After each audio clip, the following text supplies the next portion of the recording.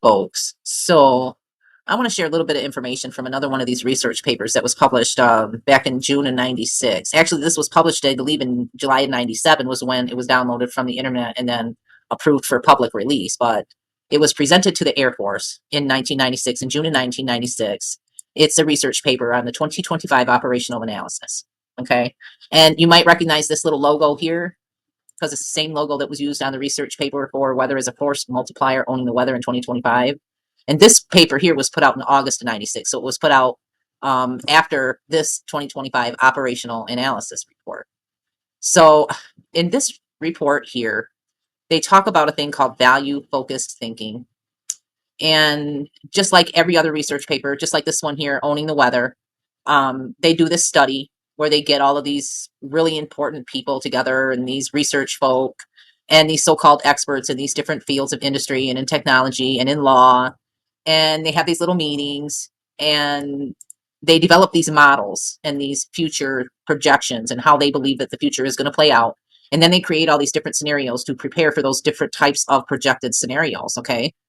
And I think it's very interesting that when they talk here about the 2025 study produced a number of excellent system concepts for employing air and space power in the future. Analysis of the highest value system concepts indicated that the effort to occupy the quote high ground end quote of the future will require air and space forces to possess increased awareness and to control the medium of space. The 5 highest value system concepts were defined as global information management system, sanctuary base, global surveillance, reconnaissance and targeting system, global area strike system, and uninhabited combat air vehicles, unmanned aerial vehicles, okay, UAVs. The following 6 system concepts scored below the top 5, but were clearly ahead of the others. Space-based high-energy laser, solar-powered high-energy laser, reconnaissance unmanned air vehicle, UAV, attack microbots, piloted single-stage to orbit, SSTO, trans-atmospheric vehicle, TAV, uninhabited air-launched TAV, trans-atmospheric vehicle, okay? These conclusions regarding the rankings of the system concepts were not affected by any reasonable changes of the weighting scheme in the foundation of the 2025 value model, but it also included an assessment of the enabling technologies on which the system concepts depend. This analysis explicitly took into account the number of system concepts each technology supported, okay, the degree to which each system concept depended on it, and the importance of the system concept. 6 high leverage technologies stood out because they are important to a large number of high value system concepts: data fusion, power systems, micromechanical devices, advanced materials, high energy propellants, high performance computing. The major surprise among these results was the importance of continued breakthroughs in the area of power systems. Like solar power, maybe? Other moderate leverage technologies were also important, but contributed to only 3 or 4 of the high value system concepts. And those included high energy laser systems, artificial intelligence, optics, aerospace structures, image processing, and communications. Advances in these areas show promise to open the way to air and space systems that would dramatically improve the effectiveness of air and space power employment to achieve the U.S. military objectives. Okay, so they're moving forward. Let me remind you, this was a research paper that was published in 1996. Okay, now I'm just going to fast forward here a little bit to where they discuss some of the methodology and the value focused thinking. Okay, it begins by identifying the decision makers' values with a hierarchy of objectives. So, in other words, establishing what their values model is going to be based on and weighting all of the different directions that it can go. Okay. And if we look at, where did it go? A bottom up approach, awareness, hang on, bear with me. Force qualities, analytic advances. Yeah, right here. Okay. And alternate futures. Okay. The 2025 alternate futures team generated and then analyzed over 100 candidate drivers deemed to be forces acting on the future. That team then synthesized and consolidated these candidates into the 3 most important drivers to define a strategic planning space in which alternate futures could be cast. Functional definitions for each of these 3 drivers are provided below. So they got together, they come up with these ideas and these projected futures and created this strategic planning space based on these futures that they thought were, was going to be occurring. And it's kind of interesting to, when you read through what some of the other ones are, but in the 2025 alternate future strategic planning space, we have the American worldview.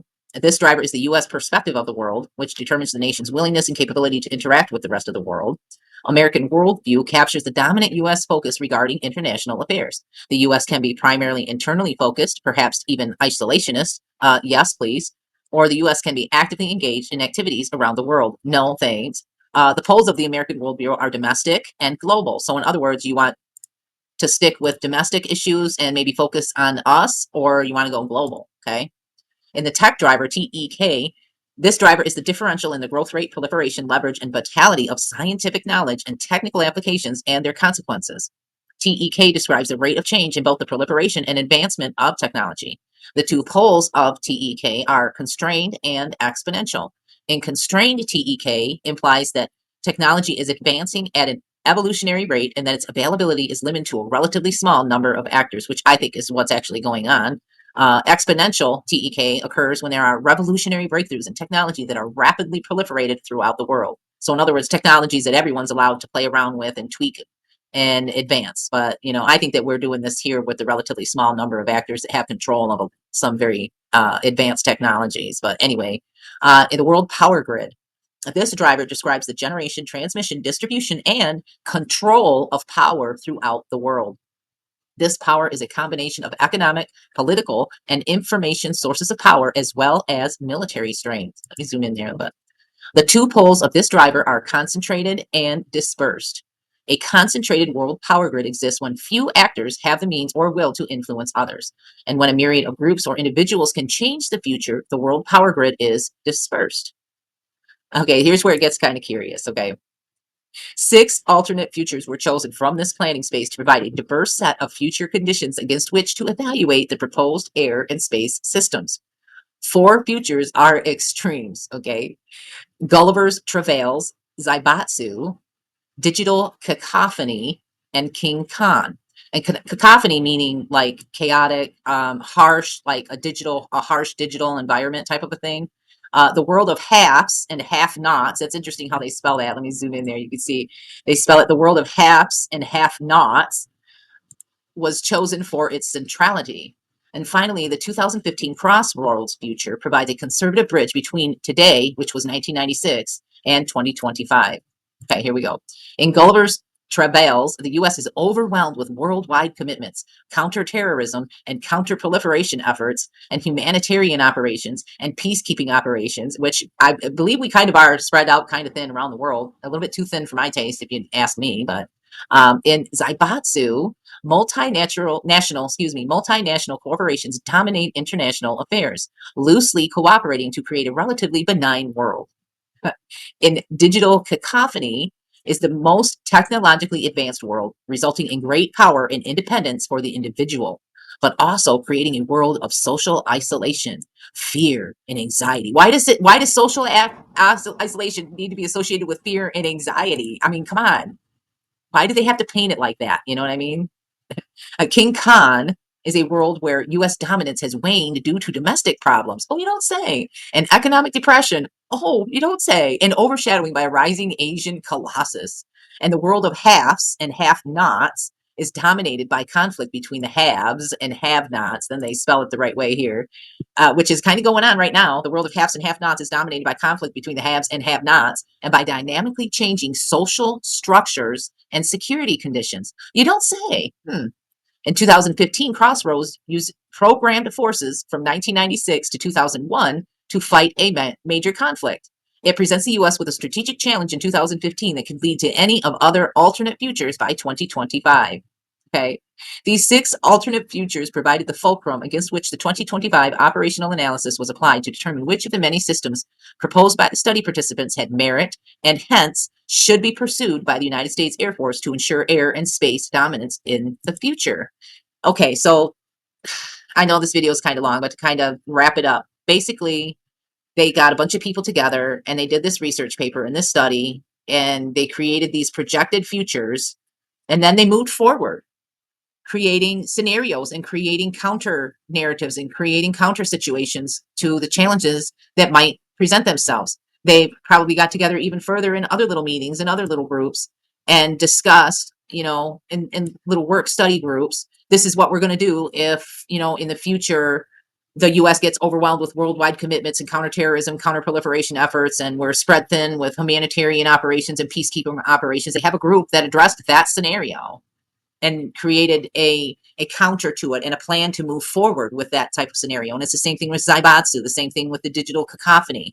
And it's just interesting that some of these, like King Khan, is a world where U.S. dominance has waned due to domestic problems and an economic depression and an overshadowing by a rise Asian colossus. And then you have the have and have not scenario and projected future as well. So it's almost as if when they put forth this research paper back in 1996, they put this predictive type of programming into the minds of these people and these military folks and these agencies and these study groups that created these drivers for them to use for, operational planning analysis. I mean, that was the whole point of putting together this research paper. And, they do put this little disclaimer in here where they say that the mention of various programs or technologies throughout this paper does not imply Air Force or DoD endorsement of either the mission, the program, or adoption of the technology. But we all know, because I've said it before in other videos, and I'll say it again because I'm repetitive, we all know that when they put out these publications where they do these research groups and these study groups, we can look back through the publications from when they've done these study groups back through the 60s and 70s, and then we can see how things have played out through the 80s and the 90s and the 2000s and for the last 2 decades.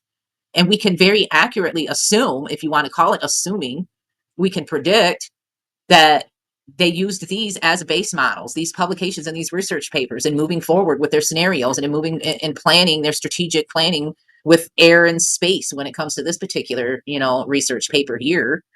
But I think they're setting us up for something big. And again, this was from the Owning the Weather as a Force Multiplier. They put that same disclaimer on there that, it contains fictional representation of future situations and scenarios, and any similarities to real people or events other than those specifically cited are unintentional, are for purposes of illustration only.